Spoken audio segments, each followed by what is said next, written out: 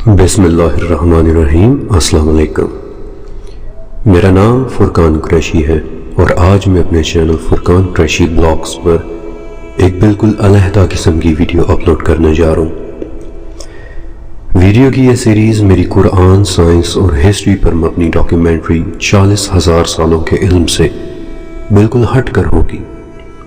اور اس کے اندر میں آپ کو دکھاؤں گا کہ کیسے قرآن پاک کی مختلف آیات تاریخ میں ہوئے بڑے بڑے واقعات کو جوڑ کر ایک پیٹرن بناتی ہے۔ سورہ توبہ کی ایک آیت ہے کہ اے ایمان والو، ان کافروں سے لڑو جو تمہارے آس پاس ہیں، اور انہیں تمہارے اندر ایک سختی پانا چاہیے، اور یہ یقین رکھو کہ اللہ متقیوں کے ساتھ ہے۔ یہ آیت قرآن پاک کی ان آیات میں سے ہے جنہیں لے کر غیر مسلموں نے اسلام کے خلاف سب سے زیادہ پروپیگنڈا کیا۔ میں آپ کو اس کی ایک مثال دے دیتا ہوں کہ انڈیا کے ایک فلم میکر سید وسیم رضوی، جو سن 2021 میں اسلام چھوڑ کر ہندوازم میں داخل ہو گئے تھے، اور انہوں نے اپنا نیا ہندو نام جتیندر سنگھ تیاگی رکھ لیا تھا۔ انہوں نے سپریم کورٹ آف انڈیا میں ایک درخواست دی کہ قرآن پاک تشدد کی ایک کتاب ہے، یہ لوگوں کو دہشت گردی پر ابھارتی ہے، لہٰذا قرآن کی تعلیم دینے والے تمام مدارس کو بند کر دیا جائے۔ اس کے علاوہ جتیندر سنگھ تیاگی نے ایک اور کام بھی کیا تھا۔ انہوں نے قرآن پاک میں سے 26 ایسی آیات کی لسٹ بھی سپریم کورٹ میں بھیجی جو جہاد کے متعلق ہیں، اور انہوں نے سپریم کورٹ کو درخواست دی کہ یہ آیات قرآن پاک میں سے ختم کروائی جائیں، اور سورہ توبہ کی یہ آیت انہی آیات کی لسٹ میں سے ایک ہے کہ جن پر تیاگی نے اعتراض اٹھایا تھا۔ اب یہ بات آج سے صرف 1.5 سال پہلے کی ہے۔ اس واقعے پر انڈیا اور پاکستان دونوں سے مسلمانوں کا ریاکشن تو آیا، مثلا انڈین فیضان مدینہ کونسل والوں نے تیاگی کے سر پر ایک حج کا ٹکٹ اور 10 لاکھ روپے کے انعام کا اعلان کیا، یا پھر مثلا مراد آباد کے ایک وکیل نے تیاگی کا سر لانے والے کے لیے 11 لاکھ روپے کے انعام کا اعلان کیا، اور انڈیا کی شیان حیدر کرار ویلفیئر ایسوسی ایشن والوں نے 20,000 روپے کا انعام رکھا۔ اب یہ تمام کیوس ایک عرصے تک چلتا رہا، اور کچھ مسلمانوں نے ان آیات کا علمی جواب دینے کی کوشش کی بھی کہ دیکھیے، جنگ کی یہ آیات کچھ خاص وقت کے لیے تھی، اور یہ کہ اسلام امن کا درس دیتا ہے، اور یہ کہ یہ آیات تو صرف جنگی صورتحال پر اپلائی ہوتی ہیں، وغیرہ وغیرہ۔ لیکن سچ تو یہ ہے کہ زیادہ تر مسلمان تیاگی کے خون کے پیاسے ہوئے پڑے تھے۔ لیکن میرا آپ سے ایک سوال ہے کہ سورہ توبہ کی اس آیت میں ایسا کیا تھا کہ غیر مسلم اسے لے کر اسلام کو ایک اتنا زیادہ وائلنٹ یا پھر ایک شدت پسند دین قرار دے دیتے ہیں؟ اس آیت میں ایسا کیا ہے کہ غیر مسلم اس آیت کو ایک ریفرنس کے طور پر لے کر کہتے ہیں کہ اسلام تو صرف جنگ اور لڑائی چاہتا ہے؟ یہ بات سچ ہے کہ سورہ توبہ کی آیت ایک خاص وار پیریڈ کے وقت نازل ہوئی تھی کہ لڑو ان کافروں سے جو تمہارے آس پاس ہیں، اور انہیں تمہارے اندر ایک سختی پانا چاہیے۔ لیکن قرآن پاک قیامت تک کے لیے، اور ہر وقت جنگی صورتحال نہیں رہتی، اور یہی اعتراض غیر مسلموں کا تھا کہ جب ہر وقت جنگی صورتحال نہیں رہتی تو پھر قرآن کیوں ہر وقت لڑائی کا حکم دے رہا ہے؟ اب اس بات پر تو ہمارا ایمان ہے کہ قرآن پاک ایک فلالیس کلام ہے، اس میں کوئی کجی یا کوئی کمی نہیں ہے، تو پھر بظاہر ایسا کیوں لگتا ہے کہ قرآن پاک نے گویا کافروں کو ایک موقع دے دیا کہ وہ اسلام کے خلاف بول سکیں؟ اور اب میں آپ کو اس بات کا جواب دیتا ہوں کہ قرآن پاک نے کسی کو کوئی موقع نہیں دیا، کیونکہ یہ آیت انسانی فطرت کے عین مطابق ہے۔ فرق صرف اس آیت کو سمجھنے کا ہے، اور اگر آپ جاننا چاہتے ہیں کہ کیسے، تو مجھے اجازت دیں کہ میں آپ کو آج سے ٹھیک 99 سال پہلے کی دنیا میں لے جاؤں۔ 3 مارچ سن 1924 عیسوی، جب سلطنت عثمانیہ کے آخری خلیفہ عبد الماجد II کو خلافت سے ہٹا کر خلافت عثمانیہ کا خاتمہ کر دیا گیا،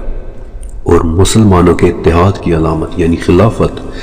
ایسی ختم ہوئی کہ آج تک دوبارہ کوئی خلافت کی بات بھی نہیں کر سکا۔ یہ واقعات اس طرح ہوئے کہ ترکی میں کمال اتاتürk اور ان کے ساتھ 53 دوسرے بیوروکریٹس نے کہہ دیا کہ ہمیں اب خلافت کی کوئی ضرورت نہیں ہے، اور اگر خلیفہ خلافت کرنا چاہتے ہیں تو انہیں چاہیے کہ ترکی سے باہر جا کر کریں۔ خلیفہ عبد الماجد جو اب خلیفہ نہیں رہے تھے، ان کے لیے حالات اتنے تنگ ہو گئے کہ انہیں ترکی چھوڑ کر فرانس جانا پڑا، انتہائی غربت اور قسم پرسی کی حالت میں۔ اور یہ ایک ایسا وقت تھا کہ شاید ان کے پاس رہنے کے لیے گھر بھی نہ ہوتا کہ اگر ان کی بیٹی درہ شہوار سلطان اور بھتیجی نیلوفر سلطان انڈین حیدرآباد کے نظام کے بیٹوں کے ساتھ شادیاں نہ کرتی، جو اس وقت دنیا کے امیر ترین لوگوں میں سے ایک تھے۔ اور اس نئی رشتہ داری سے خلیفہ کو کچھ سپورٹ مل گئی کہ کم سے کم انہیں رہنے کے لیے بیٹیاں کچھ ضرورت کے پیسے وغیرہ دے دیا کرتی تھیں۔ لیکن ان سابق خلیفہ کے لیے اوورآل حالات ابھی بھی بہتر نہیں ہوئے تھے، اور جب ان کے بیٹے بھی شادی کر کے مصر چلے گئے تو اپنے بچوں کی دوری کے بعد تو وہ فرانس میں بالکل اکیلے اور تنہا رہ گئے۔ ان کے پاس ان کا خیال رکھنے والا کوئی بھی نہ تھا، اور یہ وہ وقت تھا جب انہوں نے 12 جلدوں پر مبنی اپنی میموائرز یا اپنی یادداشتیں لکھی کہ جب وہ خلیفہ تھے تو انہوں نے کیا کچھ دیکھا، اور ان کتابوں کو ان کی بیٹی درہ شہوار نے اپنے پاس سنبھال کر رکھ لیا۔ بہرحال کسی زمانے میں رہی سلطنت عثمانیہ کے آخری خلیفہ کی موت تنہائی میں ہی ہارٹ اٹیک سے ہو گئی، لیکن اصل دکھ کی بات یہ ہے کہ ان کی موت کے بعد ترکی نے ان کی ڈیڈ باڈی کو بھی وصول کرنے سے انکار کر دیا۔ حالانکہ درہ شہوار نے بہت کوشش کی، لیکن خلیفہ کو ترکی میں دفنانے کی کوئی اجازت نہیں ملی، اور بالآخر انہیں پیرس ہی کی ایک مسجد میں دفنا دیا گیا۔ مگر خلیفہ کے دکھ کی داستان ان کی موت کے بعد بھی ختم نہیں ہوئی۔ 10 سال بعد فرانس کی مسجد کے لیے بھی ان کی قبر کو رکھنا مشکل ہو گیا، اور اس وقت مسجد نے درخواست کی کہ خلیفہ کی قبر کو یہاں سے ری لوکیٹ کیا جائے، اور تب انہیں ایک سابقہ خلیفہ سمجھتے ہوئے ان کی عزت کا خیال رکھتے ہوئے ان کی باقیات کو مدینہ لے جا کر وہاں جنت البقیع قبرستان میں دفنا دیا گیا۔ لیکن میں آپ کو سورہ توبہ کی آیت کے جواب میں سلطنت عثمانیہ کے خلیفہ کی کہانی کیوں سنا رہا ہوں؟ اس کا جواب آگے چل کر آپ خود جان لیں گے، کیونکہ میرا کام آپ کو تاریخ میں بنتے ہوئے پیٹرنز دکھانا ہے، اور اس پیٹرن کا دوسرا حصہ خلیفہ سے 65 سال پہلے بھی ایک مرتبہ بنا تھا۔ سن 1862 کا انڈیا کے آخری بادشاہ اور آخری مسلمان حکمران بہادر شاہ کا دور، جب دلی کے محاصرے کے بعد انگریزوں نے ان کی پوری رائل فیملی کو گرفتار کیا تو انہوں نے بہادر شاہ کے دونوں بیٹوں کو دلی گیٹ کے قریب ایگزیکیوشن سٹائل میں گولی مار دی، اور آج اس جگہ کو ہم خونی دروازہ کے نام سے جانتے ہیں۔ کہتے ہیں کہ جب گرفتار ہو چکے بہادر شاہ کو ان کے بیٹوں کی خبر دی گئی تو اس وقت وہ کچھ بھی نہ بول سکے تھے اور سکتے میں آ گئے تھے۔ بہرحال جب انگریزوں نے انہیں گرفتار کیا تو وہ دلی کے لال قلعے میں چلنے والا پہلا ٹرائل تھا جو بہادر شاہ کے خلاف 21 دن تک چلتا رہا۔ ایک ایسا ٹرائل جس میں 21 چشمدید گواہ اور اردو اور فارسی میں لکھے ہوئے 100 سے زیادہ خطوط پیش کیے گئے تھے، اور ان تمام ثبوتوں کے ذریعے بادشاہ پر 4 چارجز یا پھر فرد جرم عائد کیے گئے تھے۔ پہلا فرد جرم انڈیا میں سپاہیوں کی بغاوت کو سپورٹ کرنا۔ دوسرا فرد جرم لوگوں کو برٹش حکومت کے خلاف جنگ پر اکسانا۔ تیسرا فرد جرم عیسائیوں کے قتل میں سپاہیوں کا ساتھ دینا۔ اور چوتھا فرد جرم جو بڑا دلچسپ تھا کہ ہندوستان کو ایک آزاد ملک تصور کرنا۔ لیکن اپنے اس ٹرائل کے آخری دن ملزم بادشاہ بہادر شاہ کو اپنے دفاع یا ڈیفنس کا موقع دیا گیا، اور آپ جانتے ہیں کہ انہوں نے کیا کہا تھا؟ انہوں نے کہا تھا کہ سپاہی میری بات نہیں سنتے تھے، سپاہیوں نے خالی خطوط کے اوپر میری مہروں کا استعمال کیا اور مجھے کوئی علم نہیں تھا کہ بعد میں ان خالی خطوط پر کیا لکھا جاتا رہا تھا۔ اب بادشاہ نے اپنی صفائی تو دے دی، لیکن اپنی اس بات سے انہوں نے انگریزوں کو ایک بہت بڑا راز دے دیا کہ باغی سپاہی اب اتنے طاقتور ہو چکے ہیں کہ وہ بادشاہ تک کے سامنے اپنی ٹرمز رکھتے ہیں۔ بہرحال اس وقت سارا ملبہ بہادر شاہ پر ڈال کر انہیں رنگون کی ایک جیل میں ڈال دیا گیا،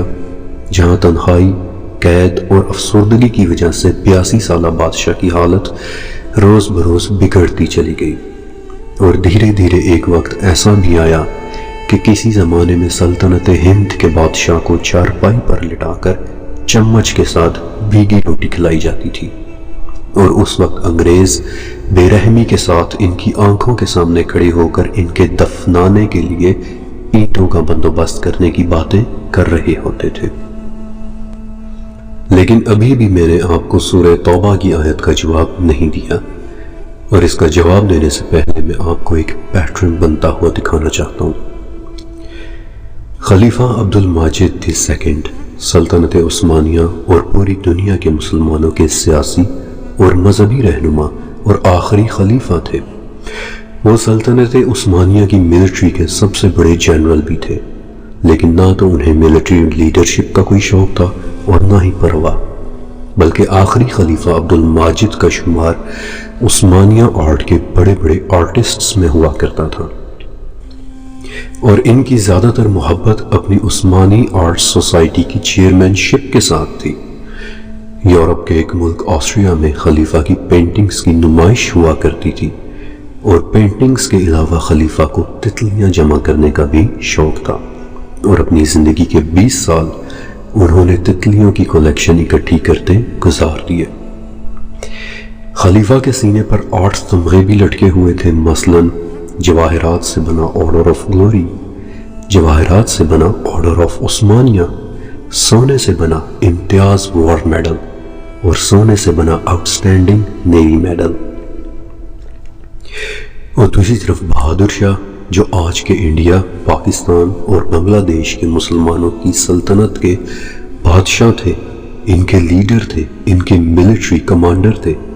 اور آپ جانتے ہیں کہ بہادر شاہ کے کورٹ یعنی دربار میں کون موجود ہوا کرتا تھا؟ مرزا غالب، داغ دہلوی، مومن خان مومن،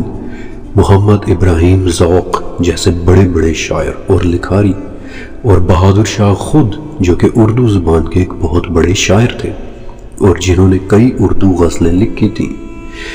ویسے تو بغاوت کی جنگوں کے دوران ان کی کئی غزلیں گم ہو گئیں، لیکن جو بچ گئیں وہ آج بھی کلیات ظفر کے نام سے موجود ہیں۔ ایک شاعر بادشاہ جنہیں مسلمانوں کی لیڈرشپ کی پرواہ تھی یا نہیں اللہ جانتا ہے، لیکن ایک بات تو سچ ہے کہ وہ اس لیڈرشپ کے اہل نہیں تھے۔ آپ کو پتہ ہے کہ جب انگریزوں نے بہادر شاہ کو گرفتار کر لیا تو بہادر شاہ کے استاد اور مینٹور ابراہیم ذوق تب بھی شاعری کر رہے تھے اور کہہ رہے تھے کہ غازیوں میں بو رہے گی جب تلک ایمان کی، تخت لندن تک چلے گی تیغ ہندوستان کی۔ آپ کو پتہ ہے کہ بہادر شاہ کا پورا نام بہادر شاہ II تھا، اور ظفر یعنی فاتح بادشاہ کا لفظ انہوں نے اپنے نام کے ساتھ ایک میڈل کے طور پر خود لگا لیا تھا۔ میں نے آپ کو خلیفہ عبد الماجد اور بہادر شاہ ظفر کی کہانی سنائی، اور آپ کو ان کے میڈلز اور ٹائٹلز کے نام بھی بتائے، لیکن میں آپ کو ایک تیسرے میڈل کے متعلق بھی بتانا چاہتا ہوں، جس کا جرمن نام ہے ڈی شمیٹا، چہرے پر لگی ہوئی ایک چوٹ، جسے میں اور آپ بیٹل سکارز کہتے ہیں، اور جنہیں حاصل کرنے کے لیے جرمنی اور آسٹریا کے جوان مرد کم عمری سے ہی کوششیں شروع کر دیا کرتے تھے۔ وہ لوگ ایک دوسرے سے لڑائی کرتے، ڈولز کرتے، ایک دوسرے کو تلوار سے چوٹ لگانے کی کوشش کرتے، اور چہرے پر لگی کسی چوٹ کو ساری زندگی ایک میڈل کی طرح اپنے چہرے پر سجا کر رکھتے۔ آپ کو پتا ہے کہ جرمن یونیورسٹیز میں جانے والے فورن سٹوڈنٹس ان لوگوں کے چہروں پر لگی چوٹوں یا میڈلز کو دیکھ کر گھبرا جایا کرتے تھے۔ کچھ نئی چوٹوں کے نشان، کچھ پرانی چوٹوں کے نشان، اور کچھ ابھی تک پٹی میں لپٹی ہوئی چوٹوں کے نشان۔ اگر آپ ان چوٹوں کو غور سے دیکھیں تو آپ دیکھیں گے کہ یہ چوٹیں زیادہ تر ان لوگوں کے چہرے کے لیفٹ سائڈ پر ہیں، اور ایسا اس لیے ہوتا تھا کیونکہ تلوار سے چوٹ لگانے والا عموماً رائٹ ہینڈڈ شخص ہوتا تھا، اور یہ چوٹ نازی جرمنی کے ہٹلر کے جنرلز تک اپنے چہرے پر ایک تمغے کی طرح پہنتے تھے، بلکہ ایک نازی کرنل کے چہرے پر 137 بیٹل سکارز یا چوٹوں کے نشان تھے۔ آپ کو پتہ ہے کہ جرمن چانسلر آٹو فون بشمارک نے کہا تھا کہ ہمارے لیے ہمارے بیٹل سکارز کسی تمغے سے کم نہیں ہیں، کیونکہ یہ اس بات کی علامت ہے کہ ہم لوگ اپنے حق کے لیے کھڑے ہو سکتے ہیں، ہم میں چوٹ برداشت کرنے کی ہمت ہے۔ لوگ ہمارے اندر سختی دیکھیں گے اور انہیں پتہ ہوگا کہ وہ ہم سے الجھ نہیں سکتے، وہ ہمیں ہرا نہیں سکتے، کیونکہ انہیں ہمارے اندر برداشت ملے گی، انہیں ہمارے اندر سختی ملے گی۔ اور اب میں چاہتا ہوں کہ آپ سورہ توبہ کی اس آیت پر واپس آئیں اور مجھے بتائیں کہ کیا یہ آیت انسانی فطرت کے عین مطابق ہے یا نہیں؟ اگر آپ میں سختی نہ ہو، اگر آپ کے دشمنوں کو آپ میں سختی نظر نہ آئے، اگر آپ نے غلبہ نہیں پایا تو کوئی اور آپ کو سختی دکھا کر آپ پر غلبہ پا لے گا، تب آپ چاہے قوم کے بادشاہ ہو یا امت کے خلیفہ، اگر دشمنوں کو آپ میں سختی نہ ملی تو نہ آپ رہیں گے اور نہ ہی آپ کی سلطنت اور نہ ہی آپ کی بادشاہی۔ اگر آپ نے سختی نہ دکھائی، اپنی قوم اور امت کے لیے سختی کے ساتھ کھڑے نہ رہے، تو کوئی اور آپ پر غلبہ پا لے گا، کیونکہ یہی انسانی فطرت ہے۔ اے ایمان والو، یقین نہ رکھنے والوں سے لڑو اور انہیں تمہارے اندر سختی پانا چاہیے۔ قرآن پاک کے کلام میں کوئی فلا نہیں ہے، یہ کلام انسانی فطرت کے عین مطابق ہے، اور اس کی آیات انسانی فطرت کے عین مطابق گائیڈنس پرووائڈ کرتی ہیں۔ اس کلام نے کسی کو موقع نہیں دیا کہ اس کے بیان پر اعتراض کر سکے، فرق صرف اس بیان کو سمجھنے کا ہے، اس کے ذریعے پیٹرنز ڈھونڈنے کا ہے، ان پیٹرنز کو سمجھنے کا ہے، اور تب انسان کو سمجھ آتی ہے کہ اس کلام کی ہر آیت میں انسانی فطرت کے عین مطابق گائیڈنس موجود ہے۔ اور میری اس ویڈیو کے پیچھے کوشش دنیا کو یہی سمجھانے کی ہے۔